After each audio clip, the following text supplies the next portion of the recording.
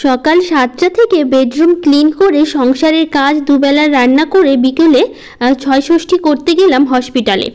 রাতে রাতে বন্ধুরা কেমন আছো তোমরা সবাই? আশা করি ভীষণ ভালো আছো, আমরাও কিন্তু খুব ভালো আছি। আজকে হচ্ছে সোমবার, তোমাদের সাথে নিয়ে আজকের ব্লগটা শুরু করছি। সাথে থাকো, আজকের ব্লগটা তোমাদের খুব ভালো লাগবে। সকালবেলা উঠে প্রথমে এই যে ঘরগুলো পরিষ্কার করছি, আজকে আমাদের বেডরুমটা করছি। এই যে জানলাটা দেখতে পাচ্ছি এত পরিমাণে নোংরা হয়, তোমাদের আমি কি বলবো, নোংরা বলতে এত মাকড়সার জাল। এই যে আজকে পরিষ্কার করছি না, কালকে সকাল হতে না হতে গোটা জানলায় মাকড়সার জালগুলো টাঙানো থাকবে। এত আসে মানে বুঝতে পারি না কোথা থেকে এত হয় আর কখন করে সেটাও বুঝতে পারি না। সকাল বিকাল দেখি, হঠাৎ করে দেখি গোটা জানলায় গ্রিলগুলোতে মাকড়সার জালগুলো টাঙিয়ে টাঙিয়ে রেখে দিচ্ছি। এত পরিষ্কার করতে হয় এই জানলাটা, দেখে মনে হবে যেন কতদিন পরিষ্কার করি না, কিন্তু এই একদিন দুদিন পরপরই পরিষ্কার করি। কিন্তু কি বলো তো, তারপরেও সেই এত নোংরা হতেই থাকে, মাকড়সার জালগুলো টাঙাতেই থাকে। আর এই ঘরটা পরিষ্কার করলাম, ওপরের ঝুলগুলো কিন্তু প্রথমে আমি ঝেড়ে নিয়েছি, প্রচুর ঝুল পড়েছিল ওপরের দিকেও, প্রচণ্ড মাকড়সা হয়েছে আমাদের বাড়িতে। এত জায়গায় জায়গায় মাকড়সার জালগুলো টাঙানো থাকে, কি বলবো। তো যাই হোক, প্রথমে পরিষ্কার করেছি কিন্তু সেটার ভিডিও করা হয়নি, অনেকক্ষণ লেগেছে পরিষ্কার করতে, সেই অনেক দিন আগেই করেছিলাম। আর এই ঘরটা না মাঝে মধ্যেই করতে হয়, নইলে কী হয় বলো তো, এই ঘরটাতে বেশি থাকা হয়, মানে এই ঘরটা বেশি নোংরা হয়। যে ঘরগুলো থাকা হয় না সেই ঘরগুলো সেরকমভাবে মাকড়সার জালও টাঙা না, আর সেরকম অতটা নোংরাও হয় না, মানে থাকি আর বেশি, যত বেশি থাকছি তত বেশি নোংরা হচ্ছে। তো এদিকে ঘরগুলো সব পরিষ্কার মানে ঝাড়লাম, তো উপরের দিকটা খুব ভালো করে ঝাড়ার পর ভাবলাম তাহলে বিছানার চাদরটা পাল্টাবো, তাহলে খাটটা মুছে নিই। তো সেই জন্য এই যে খাটটা ভালো করে মুছে নিচ্ছি। এই যে ডিজাইনগুলোতে না প্রচুর ধুলো থাকে, মানে ডিজাইনের ওই কোনাগুলোতে না ধুলো বেশি থাকে, ঢুকে অনেকটা সময় লাগে ওগুলো পরিষ্কার করতে। তো সেই জন্য ভালো করে ঘষে ঘষে অনেকটা সময় নিয়ে তারপরে পরিষ্কার করলাম। তো এখন হচ্ছে যে বিছানার চাদরটা পাতবো, আগেরটা তো তুলে নিয়েছি, আর বিছানায় যে বালিশগুলো বা কাঁথা ছিল সেগুলো আপাতত নিচে নামিয়ে রেখেছি। এটা ভালো করে পেতে নিই, তারপরে হচ্ছে ওটা বিছিয়ে নেব। তো এই যে বিছানা চাদর পেতে নিচ্ছি টেনে টেনে ভালো করে, আর তোশকের নিচে ঢুকিয়ে দেবো যাতে হচ্ছে বিছানা চাদরটা সরে নড়ে না যায়। এটা একটু ছোট বিছানা চাদরটা, খুব একটা বেশি ঢোকাতে পারি না, একটু একটু করে ঢোকাতে হয়। বাকি বেড কভারগুলো না বেশ বড় বড় আছে, খুব একটা অসুবিধা হয় না, কিন্তু এটা একটু ছোট, তো সেই জন্য একদিকে মানে দিলে আরেকদিকে কম পড়ে যায়। এই মাথার সাইডটা একটু বেশি দিই, কারণ ওই সাইডটা তো আর গোজা হয় না, তার পায়ের দিকটা সবসময় টানাটানি করে গোজা হয়। তো সেই জন্য সবসময় চেষ্টা করি কি এই মাথার সাইডটা না একটু বেশি করে দিয়ে দেওয়ার, এতে এদিক থেকে টানলে যাতে সরে না যায়। আর যদি মাথার সাইডটা না একটু বেশি না দিলে তখন এদিক থেকে টানতে ওটা বেরিয়ে আসে। তো সেই জন্য ওই মাথার সাইডটাই কী করে একটু বেশি করে দিই, যাতে এদিক থেকে টানলে বেশি সরতে না পারে। তো এই যে এদিকে বালিশগুলো কভার লাগিয়ে নিয়েছি, বালিশের কভার লাগিয়ে নিয়ে এখন কাঁথাগুলো ভাঁজ করছি, কারণ এখন মোটামুটি ভালোই ঠান্ডা পড়ে গেছে, মানে বেশি ফ্যান চালাতে হচ্ছে না, একটু চালালে আবার বন্ধ করে দিতে হচ্ছে রাত্রেবেলা। ঠান্ডা বেশ ভালোই পড়ছে, কাঁথা গায়ে না দিয়ে ঠান্ডা লাগছে বেশ। আবার অনেক সময় ফ্যান চালানো হচ্ছে একটু গরম গরম লাগছে, এরকম হচ্ছে যে ফ্যান বন্ধ করলে গরম লাগছে, ফ্যান চালালে আবার ঠান্ডা লাগছে। তো সেই জন্য কি করছি বলো তো, ওই হচ্ছে একটু হালকা করে ফ্যানটা দিয়ে রাখছি, আর হচ্ছে কাঁথা গায়ে দিচ্ছি, এভাবে ঘুমাতেও কিন্তু বেশ লাগে। ঠান্ডা ঠান্ডা ওয়েদার থাকবে, গায়ে একটু কাঁথা থাকবে, ঘুমটা কিন্তু বেশ ভালোই লাগে। তো সেভাবেই অনেক সময় ঘুমানো হয়, মানে প্রতিদিন বলতে পারো সেভাবেই ঘুমানো হয়, কারণ বাবানের এখনও ফ্যান ছাড়া ওর ঘুম আসে না, কারণ ওকে ফ্যান চালাতেই হবে। ধরো ফ্যান চলছে চলছে ও ঘুমিয়ে গেছে, হঠাৎ যদি ফ্যানটা অফ করে দিই না, ফ্যান মানে হয়তো ঘোরাটা বন্ধ হয় না তার আগেই কী করে মানে বাবান উঠে গেছে ওর, তখন বলে ফ্যান চালাও ফ্যান চালাও। ফ্যানটা যদি ধরো ঠান্ডা লাগছে আমাদের, ফ্যানটা অফ করে দিচ্ছি ঘুমের মধ্যে, তখন আমাদের ডাকবে, ফ্যান চালাতে বলবে। এই একটা অভ্যাস হয়ে গেছে, মনে হচ্ছে ফ্যানের আওয়াজ কানে না গেলে ঘুমই আসে না। তো সেই জন্য একটু হালকা করে দিয়ে রাখি, আবার বেশি গভীর ঘুমে গেলে তখন আবার বন্ধ করে দিই। বাবান তখন আবার মাঝরাতে ডেকে উঠায়, মানে মাঝরাতে বা ভোরবেলার দিকে ডাকে, তখন ফ্যান চালানোর কথা বলে যে ঘেমে গেছি ফ্যানটা চালাও, তখন আবার ফ্যানটা চালিয়ে দিই। কারণ বেশিরভাগ আমাদের অতটা লাগে না, বেশ ঠান্ডাই লাগে, কিন্তু ওর জন্য চালাতে হয়। তখন এই যে কাঁথা গায়ে দিয়ে তারপরে ঘুমাতে হয়। তো দুটো কাঁথা নিয়েছি, কারণ একটা কাঁথায় তিনজনের হতে চায় না, তো সেই জন্য দুটো কাঁথা বের করেছি যাতে তিনজনের আমাদের হয়ে যায়। আমি আর বাবান একটাতে দিই, আর বাবানের পাপা একটা দেয়। তো যাই হোক, এদিকে সেলফটা ভালো করে পরিষ্কার করছি, এটাও বেশ ভালো ধুলো পড়েছিল। আর উপরে যে হরিণগুলো আছে না, ওর মধ্যে মাকড়সার জালগুলো টাঙিয়ে রাখে, তো ওটা খুব ভালো করে পরিষ্কার করলাম। এইদিকে যা যা আছে সব কিছু খুব ভালো করে পরিষ্কার করে নিচ্ছি, নিয়ে আর সব জিনিসগুলো এই যে জায়গা মতো গুছিয়ে রাখছি। যে কোনো জিনিস একটু গুছিয়ে রাখলে কিন্তু ভালো লাগে। আমার বাড়িতে সেরকম কিছু নেই, খুবই কম জিনিসই আছে, বাড়িটা ফাঁকাই পড়ে আছে, সেরকমভাবে কিনে উঠতে পারছি না, মানে সম্ভব হচ্ছে না যে অনেক জিনিস কিনে হঠাৎ করে বাড়িটা সব কিছু দিয়ে সাজিয়ে ফেলবো, সেটা সম্ভব হয় না। তো যতটুকু যা আছে একটু গুছিয়ে গাছিয়ে রাখলে দেখতে কিন্তু বেশ লাগে। তো যাই হোক, এদিকে বাবান উঠে পড়েছিল, তো বাবান গেছিলো ব্রাশ করতে, ব্রাশ করে হাত মুখ ধুয়ে ফ্রেশ হয়ে চলে এসছে। তারপরে যে মুখটা মুছলো, আবার গামছাটা রেখে দিল, জানি আমি বকাতে অন্য কোথাও রাখলে ও আমার ভয়ে কী করে যা যেটা জায়গা মতো জিনিসগুলো ঠিক রাখার চেষ্টা করে। তো ওই যে গামছাটা রেখে দিল ওখানে। তো ওইদিকে হচ্ছে ওর এখন খাওয়ার টাইম হয়ে গেছে, একটু পরে খেতে দেবো। তো তার আগে এদিকে আমি কাজকর্মগুলো করি। আর এই যে আলনাটা খুব ভালো করে পরিষ্কার করলাম, আলনা তো বেশ ধুলো থাকে, ওই ঝাড়টার দিলে না মনে হচ্ছে এগুলো সব কোনো ধুলোগুলো বাইরে না গিয়ে এগুলোতে এসে আটকে থাকে। আলনাতে এত ধুলো পড়ে, মনে হবে যেন কতদিন পরিষ্কার করি না। আর কোথা থেকে এত ধুলো আসে আমি বুঝি না। জানলা দরজা বেশিরভাগ সময়টা আমার বন্ধই থাকে, খুব কমই আমি খুলি। এখন একটু বেশি খোলা থাকে, কারণ হচ্ছে বাবানের বাবার হচ্ছে বাড়িতে আছে না, ওই বাবানের বাবা যদি বাড়িতে থাকে ওর জানলা দরজা সবসময় ওর খোলা চাই। ওই রকম বন্দি জায়গায় বন্ধ করে দিলে না ওর ভালো লাগে না, থাকতে পারে না। আমার আবার কি বলতো, জানলা দরজা বন্ধ থাকবে বেশ ভালো লাগবে, আমি এইভাবে থাকতে ভালো লাগে। কারণ একা একা থাকি তো আমি বেশিরভাগ সময়টা ওইভাবেই থাকি। জানলা দরজা তো আমি সবসময় বন্ধই রাখি, বাবানের পর বাবান স্কুল চলে গেলে। কিন্তু এখন এই যে এরা বাড়িতে আছে 1 মাস ধরে, আর কি করছে জানলা দরজাগুলো একটু বেশি, দরজাটা তো দুপুরবেলা বন্ধ করে দিই, কিন্তু জানলাটা খোলা থাকে সারাদিনই, বেশিরভাগ জানলাটা খোলা থাকে। আমি আবার ঘরে আসলে বন্ধ করে দিই, বাবানের বাবা আসলে আবার খুলে দেয়, এরকমই করে সারাদিন। এই জানলা দরজা বন্ধ করা নিয়ে কত যে চিৎকার চেঁচামেচি হয় আমার বাড়িতে, কি বলবো তোমাদের। তো যাই হোক, এদিকে ঘরটা ভালো করে পরিষ্কার করলাম, অনেকটা সময় ধরে করেছি, বেশ সুন্দর পরিষ্কার হয়েছে। তারপরে এখন এই যে ঘরটা ঝাড় দিচ্ছি, ঘরটা ঝাড় দেওয়ার পর এই ঘরে চলে আসলাম। এই ঘরটা একদিন পরিষ্কার করতে হবে, সেরকম নোংরা হয় না এই ঘরগুলো, তো সেরকম আসা হয় না, আসা বলতে হলে আসা হয় কিন্তু খুব থাকা আর হয় না সেরকম। রাতে করে হঠাৎ কোনো দিন ইচ্ছে হলে থাকা হয়। আর এই ঘরে টিভি রাখার পর আমাদের একটু বেশি আসা হয়, আমার থেকে বাবান একটু বেশি আসে। আমি তো ফ্রিজটা রাখার জন্য, ফ্রিজে শাকসবজি রাখা বা নেওয়ার জন্য আসি, আর তাছাড়া সেরকম আসা হয় না। কিন্তু বাবান বাড়িতে থাকলে এই যে সারাক্ষণ টিভি দেখে, যতটুকু সময় পায় আর কি ততটুকু টিভি দেখে, তো সেই জন্য হচ্ছে ওই বেশি এই ঘরটাতে থাকে। আর ছোটো ঘরটা বলতে পারো কোনো প্রয়োজনই পড়ে না, শুধু সকালবেলা করে একটু বাসি ঘরটা ঝাড় দিই বা মুছি যখন তখন, তাছাড়া কোনো কাজই ছোটো ঘরে আমাদের প্রয়োজনই পড়ে না এখন, বন্ধ করেই রাখি সারাদিন বলতে পারো।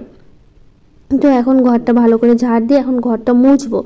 তার আগে এদিকে ঘর ঝাড় দিচ্ছে। আর আজকে আবার যেতে হবে হসপিটালে, মেডিকেলে আমার যা আছে তোমাদের তো বলেছি, আজকে 6 দিন হয়ে গেল, তো 6 ষষ্ঠী আছে। তো তোমাদের 6 ষষ্ঠী আছে কিনা অবশ্যই আমাকে কমেন্ট করে জানিও। তো আমাদের 6 ষষ্ঠী আছে, সেটা করতে যাবো, যেহেতু 7 দিনে ছুটি দেবে, কালকে ছুটি দেবে, আজকে ছুটি দেবে না। আজকে ছুটি দিলে বাড়িতেই করে নিতে পারতাম, এটা যেহেতু বাড়িতেই করে, কিন্তু এখন কিছু উপায় নেই, হসপিটালে গিয়ে করতে হবে। আর তার মধ্যে হসপিটালে তো প্রদীপ টদীপ কিচ্ছু ধরাতে দেবে না, আমি জাস্ট সব কিছু নিয়ে গেছিলাম, নিয়ে একটু ছুঁয়ে ছাইয়ে চলে এসেছি, কারণ জানি বকা দেবে, রেগে যাবে।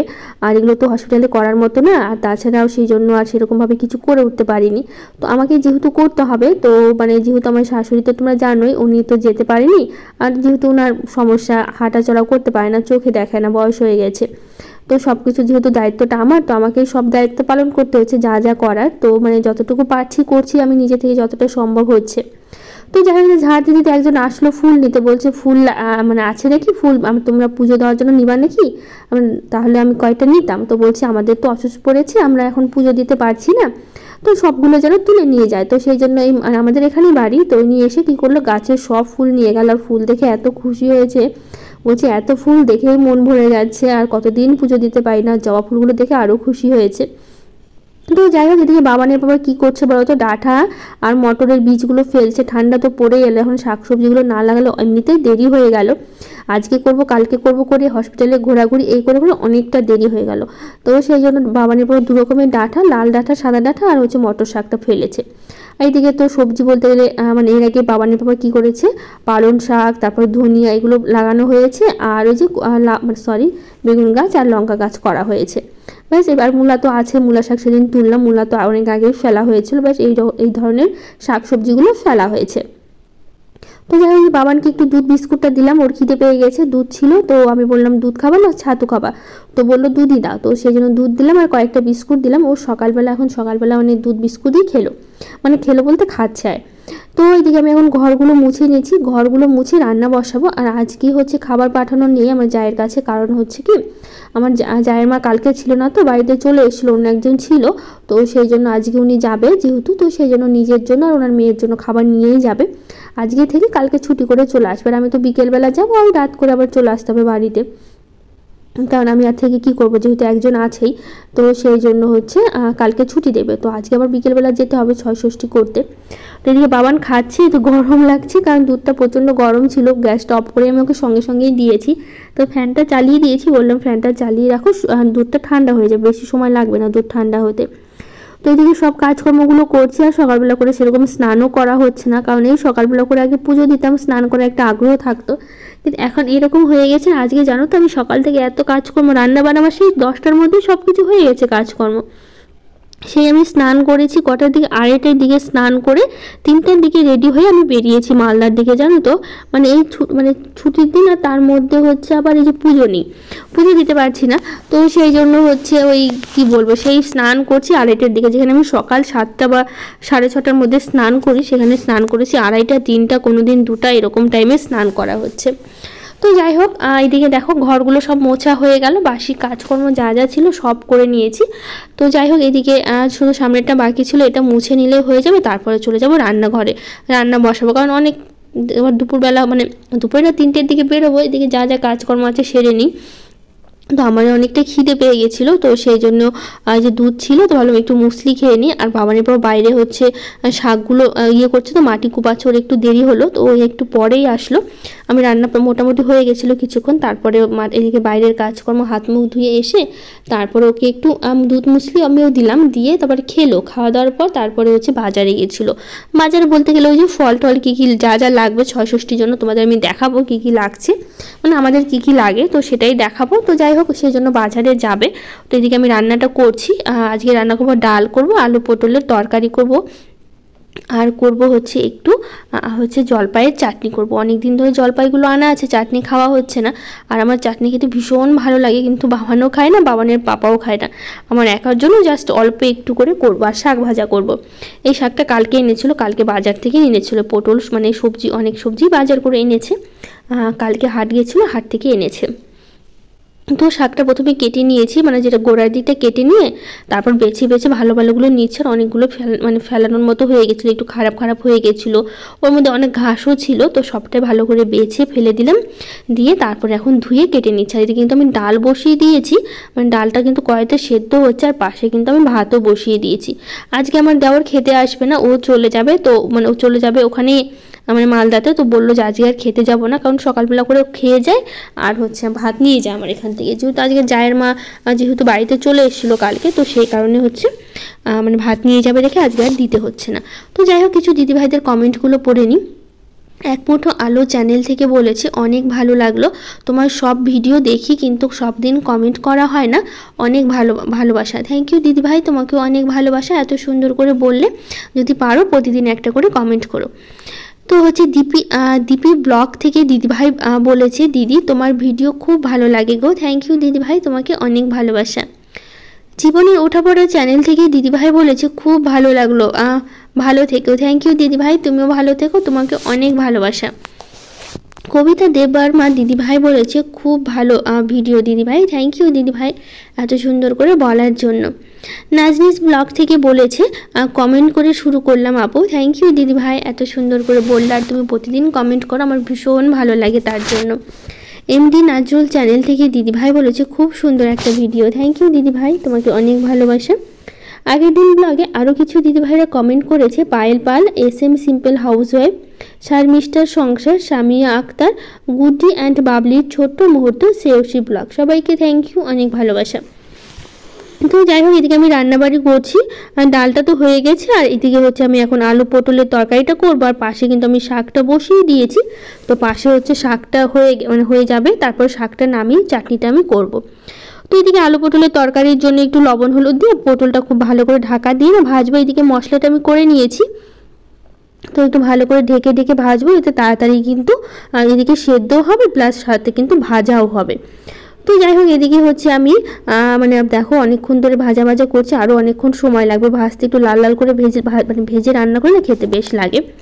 তো এদিকে শাকটা দেখো মানে লবণ দিয়ে ঢেকে দিয়েছিলাম, একদম সুন্দর জল উঠে সেদ্ধ হয়ে গেছে, শাকে একদমই জল দিতে হয় না, একটু লবণ দিয়ে ঢেকে দিলে কিন্তু সুন্দর জল ওঠে। তো শাক ভাজাটা আমার হয়ে এসছে, নামিয়ে নেবো। এইদিকে হচ্ছে আমি আলু পটলটা খুব ভালো করে লাল লাল করে ভেজে নিয়েছি, নিয়ে ওর মধ্যে মশলা দিয়েছি, আজকে কিন্তু কাঁচা লঙ্কা দিয়ে রান্না করছি, শুকনো লঙ্কা দিইনি। তো যাই হোক, এদিকে ভালো করে তেলে মানে মশলাটা ভালো করে কষিয়ে নেবো অনেকটা সময় ধরে। যে কোনো রান্নাতে একটু কষিয়ে রান্না করলে খেতে কিন্তু দারুণ লাগে।